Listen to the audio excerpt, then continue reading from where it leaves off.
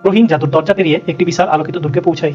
চারিদিকে সোনালী আলো। পরীটি বলে এটাই জাদুর দুর্গ, কিন্তু এখানে একটি গোপন রহস্য লুকিয়ে আছে। দুর্গের মাঝখানে একটি বিশাল নীল রঙের জাদুর ক্রিস্টাল ভাসছে। পরী বলে যদি ক্রিস্টালের আলো নিভে যায় পুরো জাদুর রাজ্য অন্ধকারে ডুবে যাবে। রহিম সাহস করে ক্রিস্টালের কাছে যায়। তখন এক রহস্যময় কালো ছায়া দেখা দেয় এবং বলে এই শক্তি আমার। রহিম তার জাদু পেন্সিল বের করে আকাশে একটি উজ্জ্বল আলোর ঢাল আঁকে। ঢালটি ছায়ার আক্রমণ থেকে ক্রিস্টালকে রক্ষা করে। ক্রিস্টাল আবার আগের মতো উজ্জ্বল হয়ে জ্বলে ওঠে। দুর্গের সবাই আনন্দে হাততালি দেয়। রহিমকে জাদুর রক্ষক বলা হয়। দুর্গের এক কোণে আরেকটি রহস্যময় দরজা ধীরে ধীরে খুলে যায়।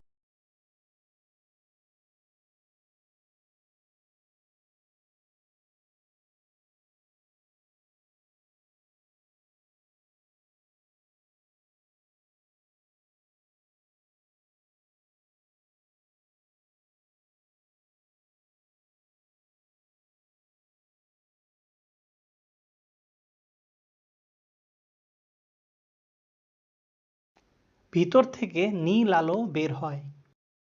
রহিম অবাক হয়ে তাকিয়ে থাকে।